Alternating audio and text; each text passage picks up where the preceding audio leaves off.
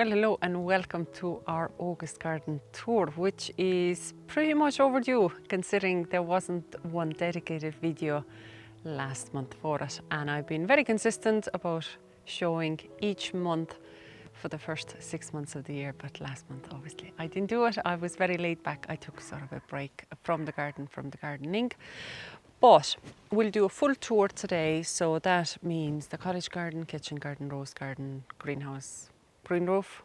Yeah, I think I'll just include all of them. But I will do it more like an overall or overview, because I think there's a couple of parts that, well, there's definitely the three main parts of the garden that could do its own dedicated video just to go into the nitty-gritty detail. But I think it's still good to see what the garden is looking like early August, especially as I've said before, I'm not tidying up the place just for the sake of these videos. This is exactly how it looks like, so do forgive me if there's deadheading to be done or something is not weeded and all that. But if you're new here, the garden, or our garden, is in southwest of Ireland, zone sort of 8B, 9A. And this garden has only one gardener, and I'm a weekend gardener, so I don't get to spend all of my time in here. It's just over the weekends, one day maybe over the weekend, and then I also tend to be a fair weather gardener. So yeah, considering the weather and all that, this is why this season, this year, the garden is looking as it's looking. But without further ado, let's start from here, from the cottage garden, and I'm just right at the edge of the cottage garden. So this is one of the newest parts of the garden. It only got planted up a couple of months ago, and to be honest about it, I'm loving it. I'm loving just the overall, I suppose, how the garden has come about, how it's starting to settle in, and there are distinct plants that are looking way better than the others. Some are doing a bit of catch up. I've definitely lost some plants as well. And then there's just overall still to tweak some sort of design or colour features. That's just my personal opinion, my personal choice and preference. That's really it. But I'll turn the camera around and we'll have a look of some of the highlights of this space at the moment. Overall, I'm so happy with the plants that I've chosen to go here. But if we just focus for a second just to the very end here, to that triangle, which was the original planting. So this planting goes back to 10 plus years. And obviously you see a large burst of colour. And even though I like all the colours except the Crocosmia lucifer, so that is just, in my opinion, a bit too acidic, too bright, vibrant, just to sort of blend easily with the rest of the tones that are in the garden now, especially the new plants. As the big hydrangea, I'm still loving that. I think that's an impressive blue that's there. So I am planning to get rid of that Crocosmia that's there in the corner. In the middle we have astilbes. So these are the type of astilbes, sort of pink, that I continue throughout the different areas of the gardens as well. And I'm loving that, especially how it keeps its winter structure and overall appearance. It's really nice. Then the big buddleia, the white buddleia at the end, is absolutely stunning. But even though I took a decision at the beginning of this year to not prune it back as hard as I usually do. So usually I come right to a couple of inches from the main branch work. This time I kept it sort of chest high, and now I can see, no, I could have taken it further down because it's just towering a little bit too tall. If I could keep the sort of floral height, sorry, I don't want to change the focus of the camera, around this area rather than up here, I think it would blend better. But otherwise, it's still a fantastic shrub to have in the garden. And the purple version, which I planted sort of in this kind of an area there, that is still young, and it's not showing any flowers at the moment from it. But yeah, the crocosmia will have to come out. I do have to remove that from the area. But the biggest issue actually, or like, no, concern, not issue, concern, and it's sad to see, is that obviously buddleia or butterfly bush is named because it's usually, if it's in flower, it would be covered by butterflies, and this season there is nothing on it. There is no butterflies, I'm afraid, and I think it is due to the cold and wet spring we had. I don't know if they're going to come at all this year. I hope they will, because usually it's absolutely covered with butterflies and bumblebees. But as you see, it's totally empty. And then another big plant or strong plant from the older planting combination is the Persicaria. That's just on this side and a little bit down there as well.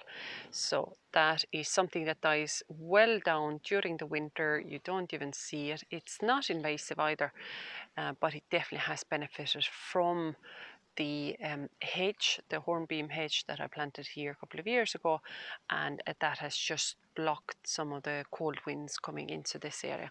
Plus, it also has helped the second hydrangea really well, because there are stunning big plumes on it, and it has such a beautiful deep mauve tones, plus a little bit of the same blue like the big hydrangea. So that is an absolute stunner. If I take a bit of a step back, the main plants, or the really loving plants, and they have withstood to the weather conditions really well, are just here, this corner here, where is salvia. There's an Annabelle hydrangea, which is another story, because this is meant to be pink. It ain't pink. Well, it has the tiniest of pink features about it, but it's not pink, not as pink as I would have wanted to be.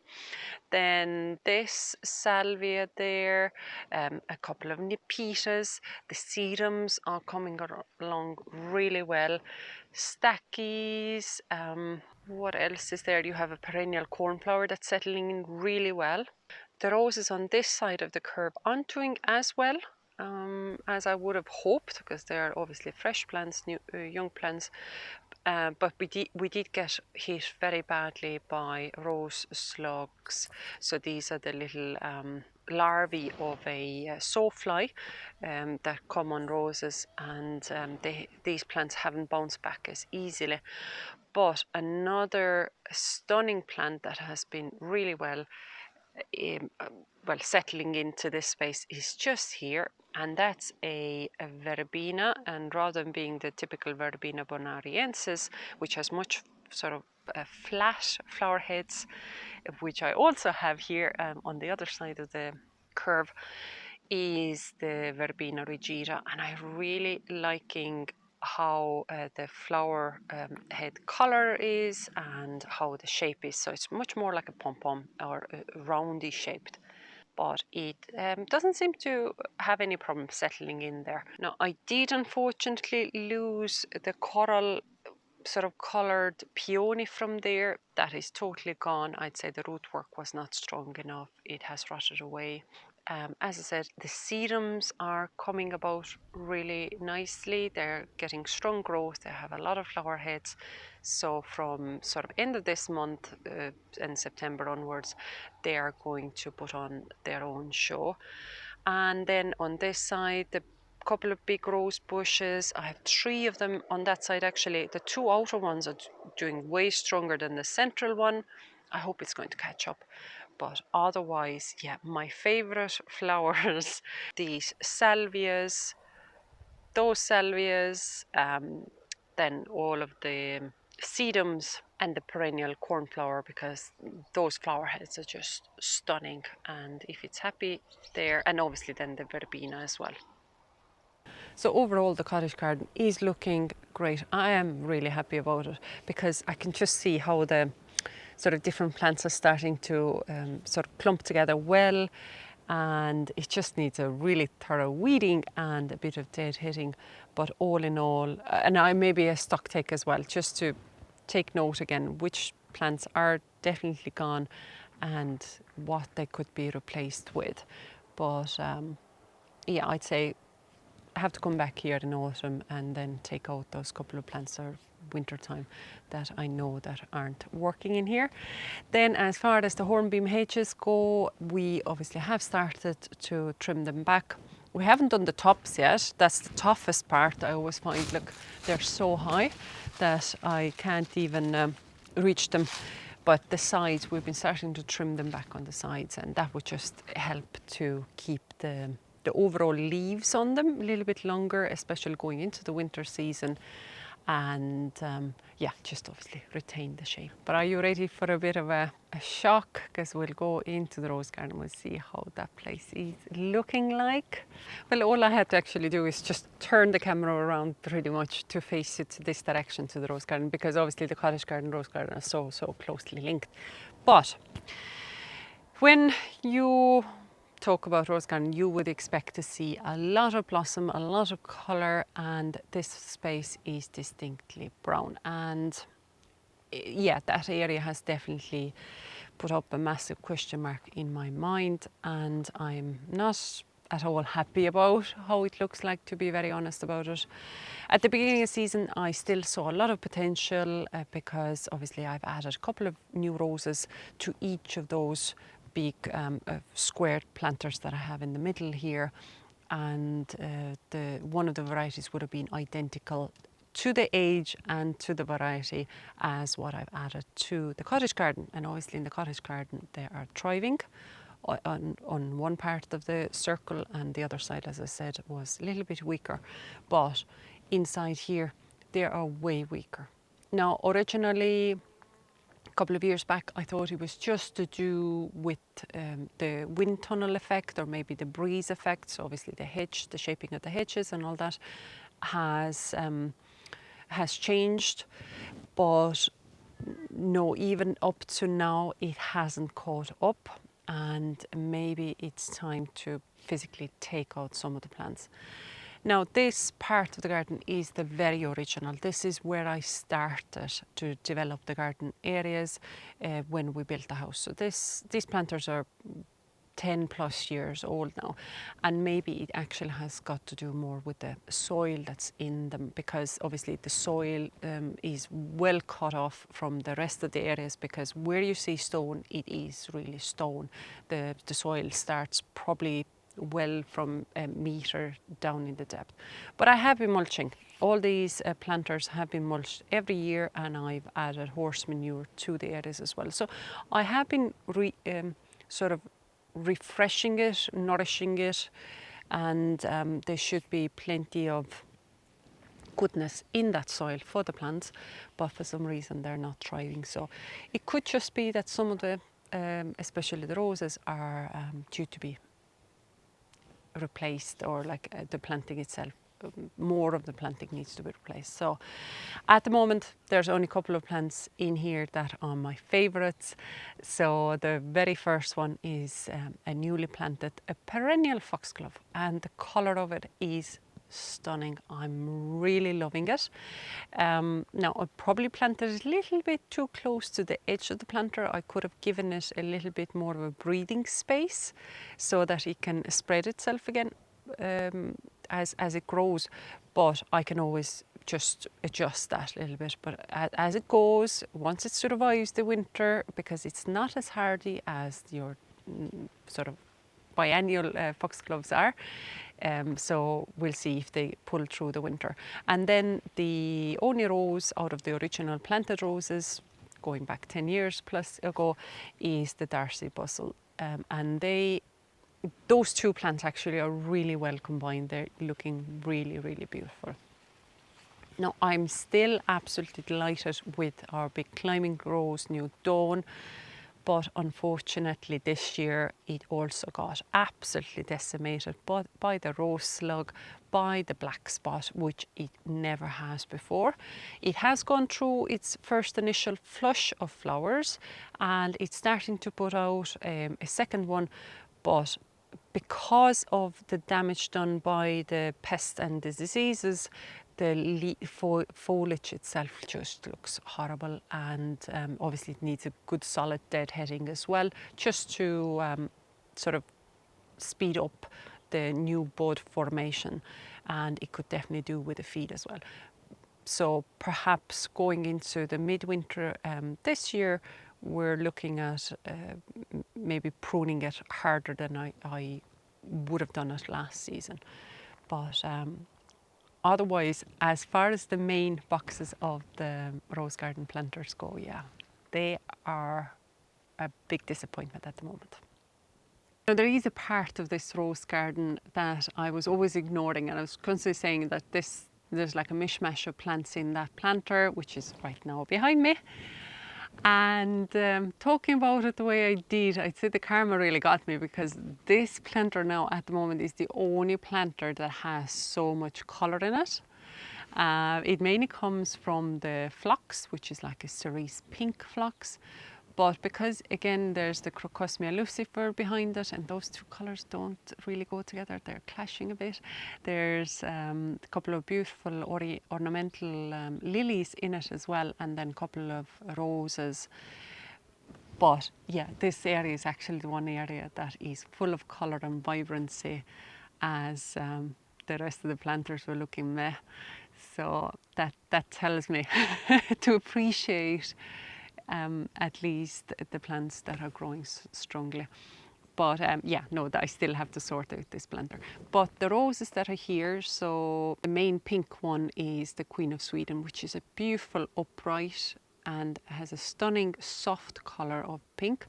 And it's really strong growing rose as well. So I have a few of those roses around this area, and has absolutely stunning scent as well. So it's one of my favourite roses, as a good strong growing rose overall.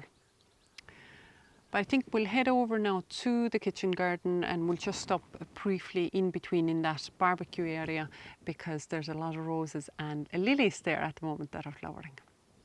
So this central area here is mainly filled with plants in the pots or planters. There is nothing that's properly inside the ground, and there are a good few roses here at the moment. Obviously there's the bright red coloured rose, which is identical to the colour of the gladioli and the crocosmia.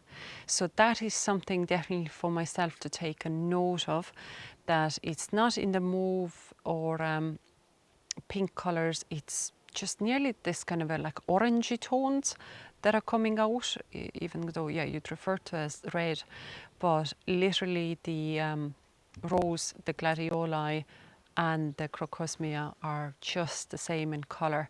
So I probably would want to be grouping them or making them together work better, because those gladiola have to come out of those big planters in the middle anyway, and so does the crocosmia. I don't want those strong colours here at the moment. And then I also have a couple of pots with the oriental lilies and the dark coloured lilies still just holding on, and then obviously a rose in that mauve colour again, which was the stunner.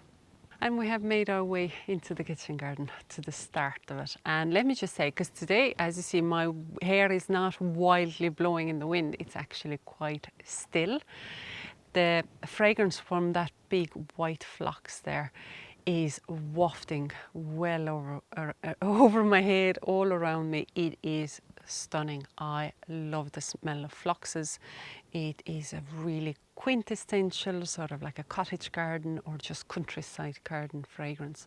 So that is an absolute stunner. It's a really tough plant as well. So highly recommend to add any kind of phloxes to your garden areas if you don't have them already. The space here now this year to be amongst these plants is just so rewarding, so amazing. And I think it's all to do actually the amount of flowers that are actually growing in the garden. And some of these plantings were intentional, some of them weren't. They were self-sown, and especially like the calendula and some of the borage, but then some of it obviously I planted the sweet peas, more borage myself.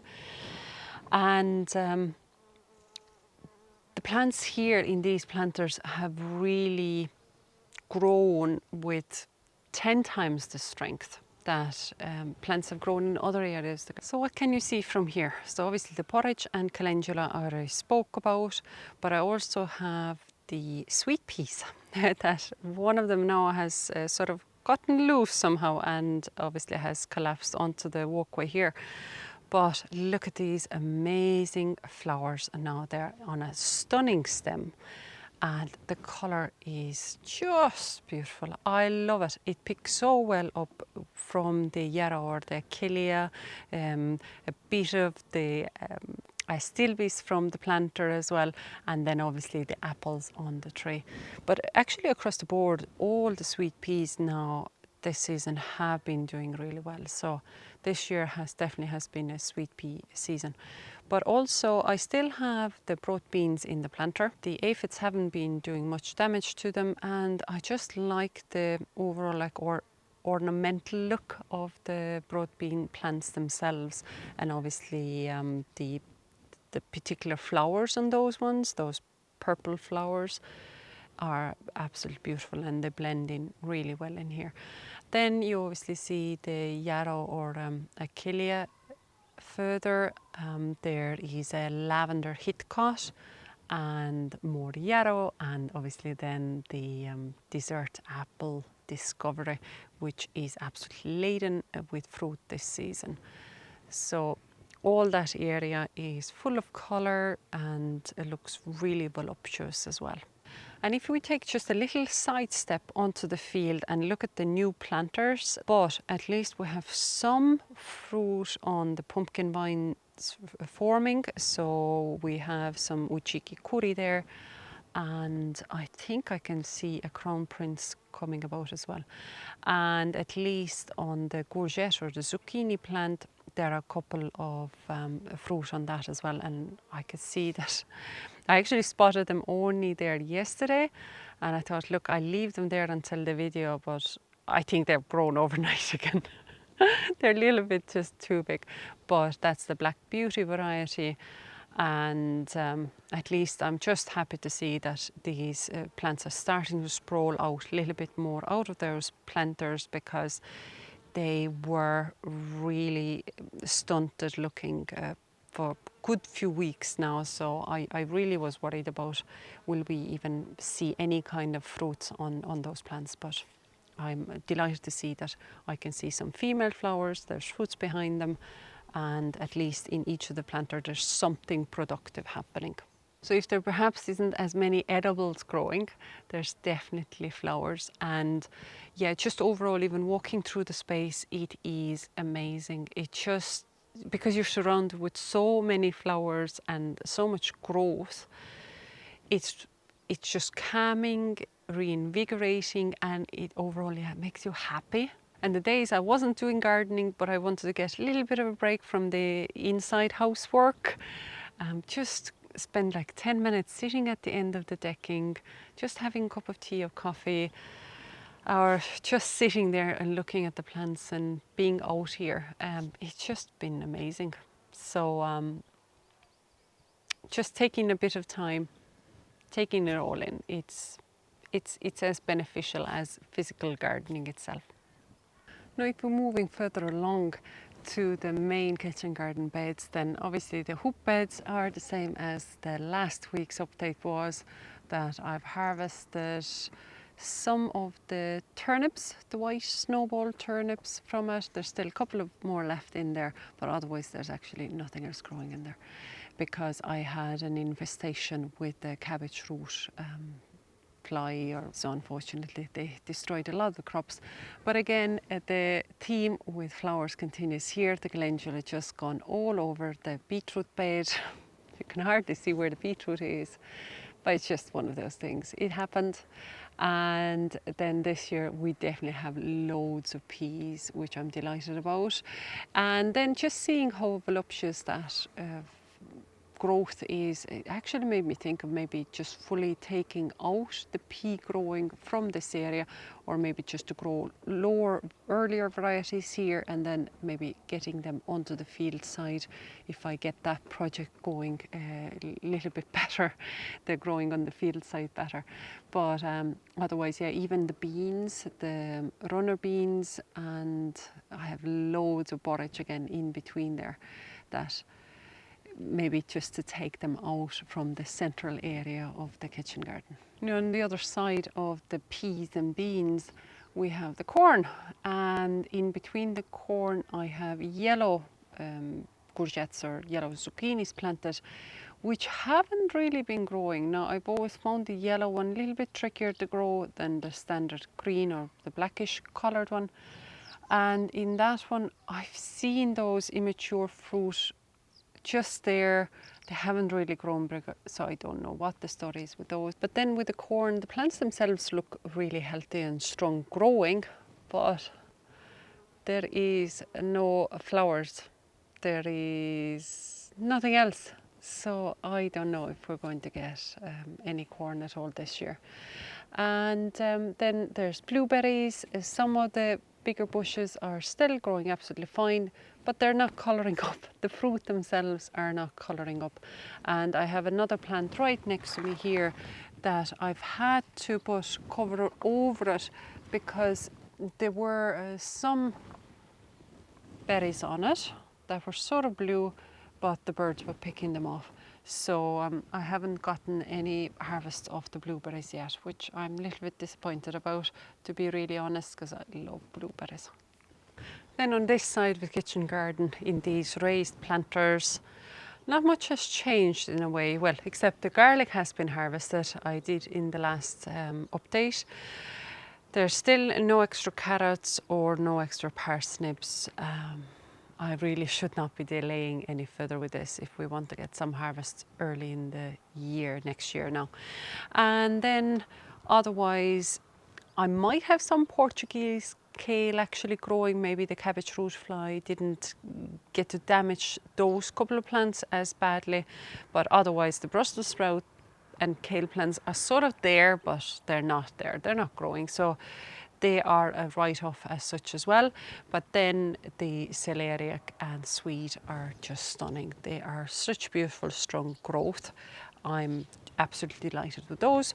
And then over the arches, I have some more sweet peas growing, and then some Greek gigantea beans. But I'm getting flowers out of them, but I'm actually not getting pods. Well, I think I've seen maybe one pod forming on one of the plants, which wasn't the strongest growing plant. So I'm not sure what is going on with them. Maybe they do genuinely like a warmer environment. Maybe the seeds I got, maybe those plants were grown under cover. Maybe it wasn't grown outside in this windy spot where I am. So if I even get a set of seed pod, I'm definitely going to just try to save it to grow off of. There is no intention to eat any bit of what's being grown this season. But otherwise then, potatoes, the only buckets that are still actively growing are the main crop. This year I was growing 3 varieties of main crop: Aran Victory, Desiree and Cara. And the rest of them I have pots put away, which I'm going to be harvesting ongoingly, which are the very first earlies, Duke of York, Red Duke of York, and then second early, Charlotte and Celebration and Irish Gold. So just taking one bucket at a time in a way. Then in the corner planter, the large corner planter, Oka is flowering beautifully at the moment, and then also the Masha is growing really strongly. And then mixed with the sweet peas, and that definitely has been a huge success. Like overall the corner planter itself, because I've talked about how this is such a bad wind tunnel and nothing really ever grew there. And this, considering the season, the weather, whatever it was, the sweet peas have really climbed up that jute netting I put out there for support, plus then the yucca mesh obviously have done absolutely perfectly as well. So I'd say this is the combination I'll be continuing with next year as well. Maybe just to add something else for the lower part of the sweet peas, just to cover up those planter pots a little bit, so they're not looking as obvious, but otherwise, and obviously this fragrance from them. So these were 2 different seed packets of sweet peas. Obviously one is way more uniform than the other, the pink tones all over, and their flowers are smaller as well, as the other one then has so many different varieties of colours, and I probably would want to start taking notes of them, like what colour, what flower it is, just in case I want to keep some seed back for next year from those. And I have like stunning red variety even on the arches here, but there's no fragrance on the red one, even though it looks really pretty, there's no fragrance, which would work well if I'm looking for that colour, let's say at the back of a border, and that would be a way to increase that red colour at a height. But because I'm not close enough, it doesn't matter if it doesn't have a scent, as definitely having those sweet peas there next to the walkway has been an absolutely blessing. They have been a real treat. Now, the green roof overall looks quite good. The sedums are starting to flower now. The sedum album with some of the white flowers are coming through. But then it's the dragon's blood that actually has the most effective flowers, even though the foliage itself is nothing really to look at. But yeah, the sedum album is definitely the nicest with its texture and the lovely red colour. But I can see even the green roof is under some stress because the growth is not as strong on it. And also something that's making me worried, but I'm trying not to dwell on it because otherwise I'll get very anxious about that, is that I'm seeing a lot of grass seed in amongst the little sedum leaves, and seeing that is disheartening because it will be pretty much impossible to weed them all out, because the grass is sneaky. It will just send out the tiniest of flower heads and more seed, and it would keep spreading itself amongst the sedum. So I'm trying not to dwell on that. Because that will just get me too down. There's enough already to do in the garden itself.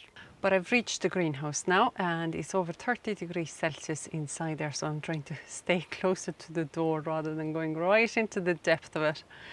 And the biggest positive I have about this space is that as far as planting the tomatoes out, I think I actually got the spacing the best for this year now.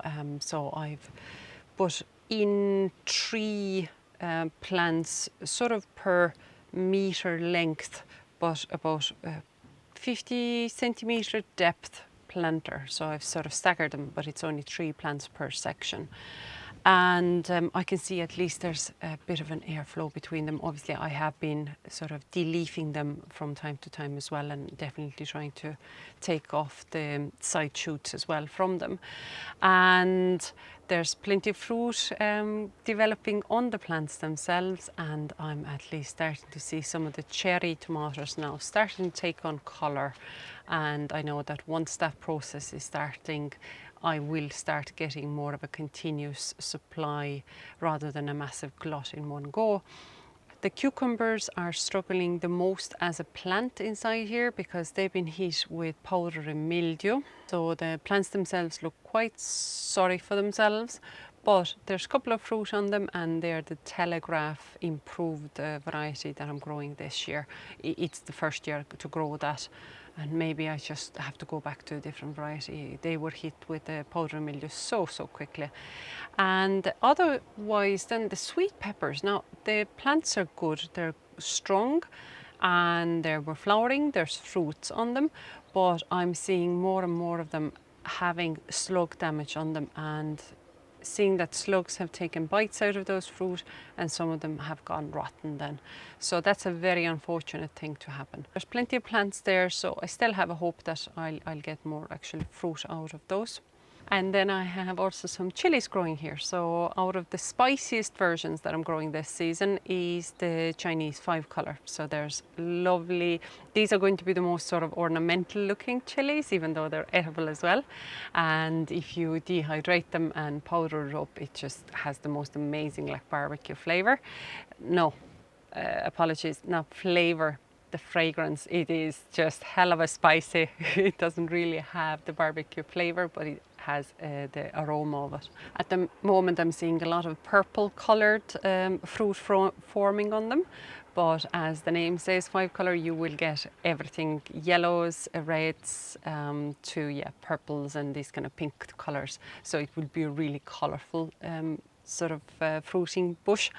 And then I'm happy to see that Biquillo has also started to put out fruit. Then I have a Trinidad perfume, and I had something else. Oh, candy cane. There's a candy cane variety of sort of a sweeter chili here as well. All of them have green fruit on them, and I'm just waiting for them to mature. Now, if you do want to see how the garden looked like, would say in the months prior, have a look at the playlist for all the different garden tours, and maybe even the last update if you haven't seen it, just from the garden itself. Otherwise, thank you so much for joining me today, and until next time.